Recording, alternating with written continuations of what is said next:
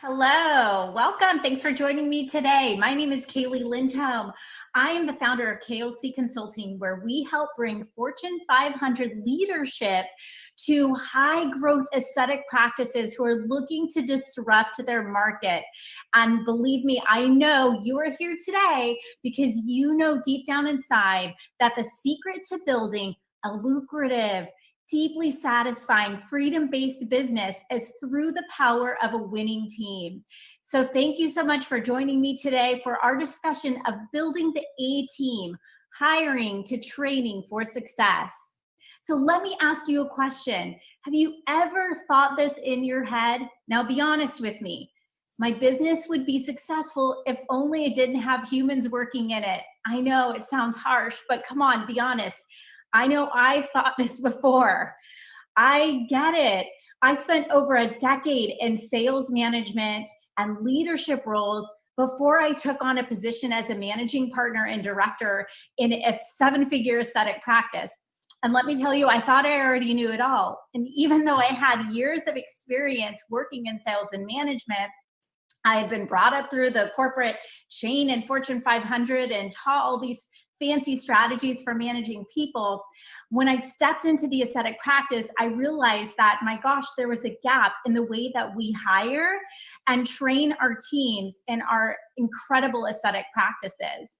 And so I sat there just like this, a little bit overwhelmed. I probably, hid my face into the desk more times than I could count on my fingers, because I was dealing with things like, shoot, I really thought I knew how to hire people. I'm super frustrated with this hiring process.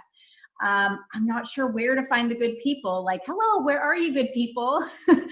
I was feeling like, gosh, I wish that people would perform as good as they did in their interview. And then it was like one employee ended up becoming my go-to for everything. And, I think it goes without saying that practices who have dealt with shuffling around and chaos or disruption through this COVID pandemic, I mean, they have even more nuanced frustrations to talk about as well. So when I sat in that position and I was like super frustrated about hiring and I needed support, I decided that I needed to create a system. So I came up with what I want to share with you today, which is my triple C method.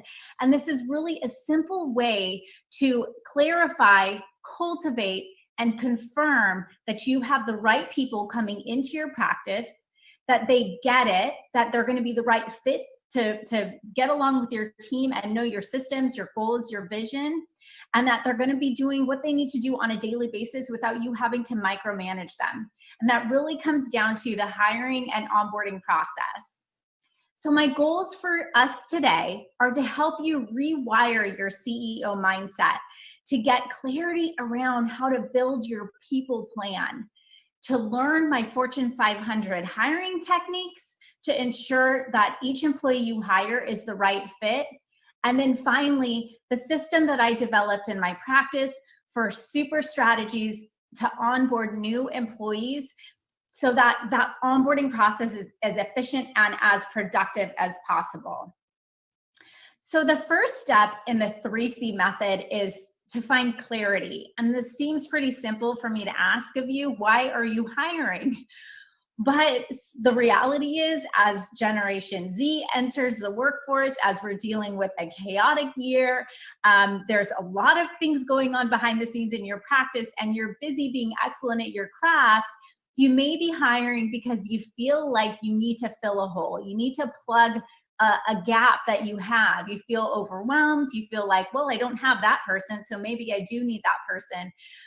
Really, it takes knowing why you're bringing a person on board to be able to accurately develop a vision, a value system, a job description, and ultimately bring on the right people for your team. So when you're thinking about why you're hiring, I want you to think about, what is the vision for your business, right? Do you have a vision for your business? Now be honest, okay? Raise your hand if you have a 5 to 10 year goal written down for your business. It's okay, no one can see you. Be honest, right? So how, if you don't have a clear vision articulated, written down, and shared with your team, how can you expect your team members to know what their goals are and what they're supposed to do every day?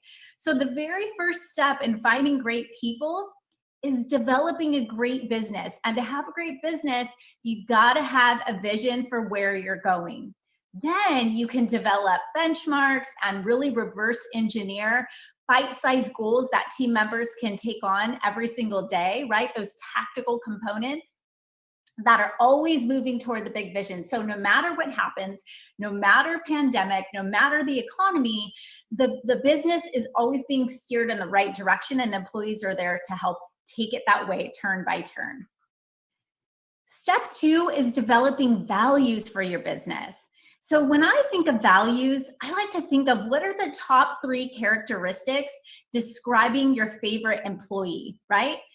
Your favorite employee, why are they your favorite? Is it because they're ambitious? Is it because they act with integrity in everything they do? Does it have something to do with their character? Do they just show up on time? Another way of looking at this is even thinking about the 3 things that you dislike in your least favorite employee that you've had. And what you want to do is hire to those values. If you are staunch and concrete on what your values are, and you're hiring people to those values, then you know that they're going to be a right fit for your business.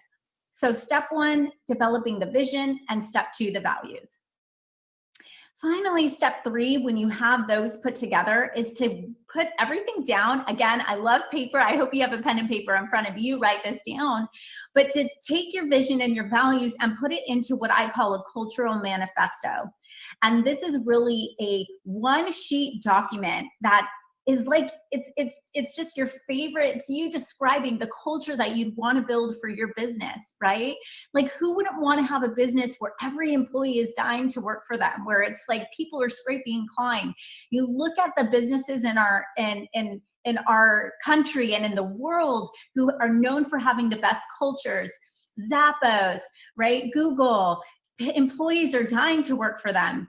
They know what their culture is about. They know what their value systems are. They train people up on the skills, but they hire for those value systems. So on this manifesto, let's write down our vision, our values, and what our expectations are for our employees. And this is really going to come even before the job description, so that any potential candidate that is looking to come onto our business knows whether they fit into that manifesto or not. In my company's manifesto, we have things in there like we're blue collar, we're white collar in the way that we think and we write and we communicate, but we're blue collar in the way that we work. We're all in, we're all hands on deck, right? It's not just my job or your job, it's everybody's job, and we're all focused on going all in toward our goals. And then step number 4 to clarity is to make a very important mindset shift. And this mindset shift is around tactical hiring versus strategic talent acquisition. So you want to think about, are you just hiring to fill a role? Are you thinking about bringing on employees to produce wealth for your business, right? If we know that we're hiring because we want to perpetuate profits for our business, then let's think about how we can bring on the top talent to make sure that they're producing profit for our business. Strategic talent acquisition. So let's have a thinking moment here. Now we know we're thinking of building a team as an investment versus a cost. If you had a 100% guarantee that the next hire that you brought in would catapult profits for your business, what would you do differently? The second C in my 3C method is to cultivate. And that's where we're going to interview A players. So now we know we have that cultural manifesto. We've already run that by the top candidates that we have out there. And we know that the people that we're interviewing are already culturally the right fit. And so we're going to create a job description that includes both tactical and behavioral responsibility. So it's Susie's job to answer the phone. It's also Susie's job to be the very first line of customer service, the director of first impressions, to treat customers with the utmost respect and care every single time that they come in. So tactical and behavioral expectations. Step 2 would be to make the application process interactive. I love asking for a quick little 1-minute video, get to see the candidate's personality. I get to see their, are they nervous on camera? Are they excited to do it? Are they willing to go out of their comfort zone? And I want to know a little bit about them. What do they think about? In 1 minute, what comes to mind? Are they going to tell me about their family? I get excited to get to know a person's character. And so much business is done on video today that I think this is just an important element to incorporate.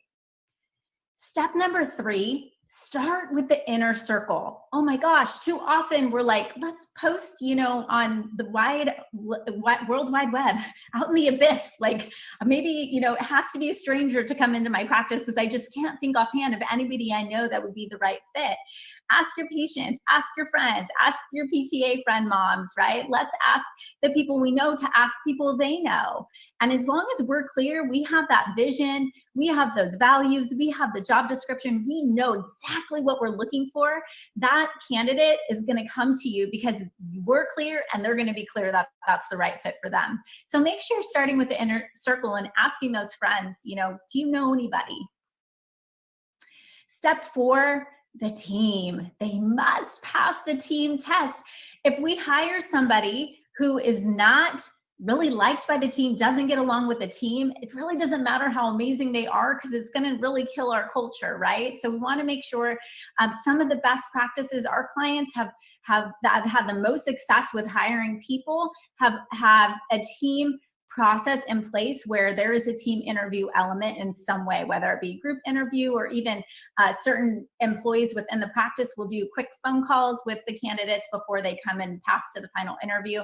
But the team is so important, right? It's all about the team. The team has to work together and has to be all in, want to have each other's back. So we've got to make sure that everybody on the team is all hands on deck and all on board.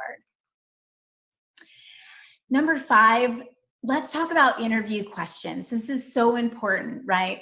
So when I'm interviewing, gosh, I like to look for passion and ambition and attitude, right? Are they excited? Are they seeking upward mobility? Do they want to be a part of the growth, the mission of our business? And some questions to ask should really be open-ended, character defining, personality invoking, and they should require specific examples. So for example, what if you asked an employee, versus a yes or no question, have you done this? Can you do that? What if you ask them, Susie, tell me about a time when you had to face adversity. Tell me about a time when a patient really gave you a hard time and, how did you handle that? And it's so interesting to see them look into the memory bank and have to think about and pull up a time, when they had to be proactive and think and make decisions for themselves in the business. Also, it's interesting to hear how they would respond to certain situations so that if that type of a person and that type of a mentality and an approach is going to be the right fit for you as well. So second thinking moment, right? Team is an investment versus a cost. So let's have another thinking moment. How could you improve the talent acquisition process in your business? Could you be looking closer to home, asking more friends? Could you be utilizing the team test? Could you incorporate a little bit of a video element just to kind of weed out the people who are not really as excited about coming into the business? Do you have a manifesto, right? So be thinking about this. What could you do to improve the process of strategic talent acquisition, right, versus tactical hiring? And the third and final C in the process is to confirm. And this is where we onboard, we train, and we track and measure to make sure that this employee is the right fit through the first 30 days. So step 1 here is to get organized. I get so frustrated when a new employee comes in and they don't have access to all the resources that they need. The training schedule's off. One module is somewhere and they got to go access something else and they're not sure, there's no employee handbook. It's like, oh my gosh, can you imagine? It's already, frustrating and scary coming into a new business and having to acclimate to a new team, new systems, new processes. Make it an amazing experience for your employee, right? You want to get them excited to work there. You want to help build a culture for them that they're going to be excited to tell their friends about. And, hey, by the way, bring their friends in to see, what that business is all about as well. So get organized ahead of time. You notice a lot of what I'm talking about today is preparing your business before the employee even comes in. So make sure you download and have all of these new employees for these new items for these employees available ahead of time so that it's right there, easy for them to access. Step 2 is to schedule out the first 30 days. Okay, so that employee knows what they're doing every single day for the first 30 days ahead of time. Maybe working with you, maybe working with your reps or your vendors, and maybe working with other team members, but plan out what that employee needs to know and make sure that that training schedule is put together for them so they feel secure about what they should be doing every single day. Step 3, start tracking immediately. Don't wait 30 days or 90 days to have the first performance review. Be guiding them along step by step for those first 30 days. I would even recommend having a first week sit down with them and asking them, how did the week go? These are the number of calls that you answered. How was it? What worked? What didn't work, right? Here's what we expect, and here's why. Here's why we expect that. So be tracking and measuring immediately. As excited as we are about onboarding new employees, we want to make sure that if they're not the right fit, we're going to offboard them as quickly as possible. Finally, step number 4 is be patient. I know that this is easier said than done, right? You've done so much work to create a place for someone to come in and really have a dream job. You have a vision for your business. They're the right employees for the value systems that you have. You have created a training program. They have a module. They have a schedule. There's so much for them to learn, and they get to be a part of this really great team. And you're like TikTok ready to go. But the reality is it can take some time for an employee to onboard and really learn how to make you happy. Be specific and clear with them every step of the way to make sure that they know what is expected of them and they know when they're doing a great job or they're not doing a great job, right? We want to tell them 5 times more positive things than we do negative things in the beginning, probably anytime. But it realistically will take 3 to 6 months to onboard, to get that new employee really up and running and into that excellent sweet spot where they're in high growth, hyper growth, dopamine hits from learning every day, but really accelerating. But that's going to take patience from you and from the team, and to really expand your tolerance for mistakes. So one final moment to think here. We've established that a team should be thought of as an investment versus a cost. So what is your number one takeaway from today? Do me a favor, don't just make this another webinar. You're here because you want to build a real business that is going to provide you a deeply satisfying, lucrative, freedom-based opportunity to live out your dream and your passion. And I know you're a master at your craft. You may not be a master at growing your business. So please take a tip, write it down, and go execute, right? Learning is nothing if you don't take action. So please write down your top takeaway and go take action. And I would love to hear from you. If you want to hear more about our processes or what I do, you can find me here, KLC Consulting at klcconsultants.com, and on my podcast, The Fierce Factor. We also have a Facebook group. I would love for you to join. Thanks for joining me today.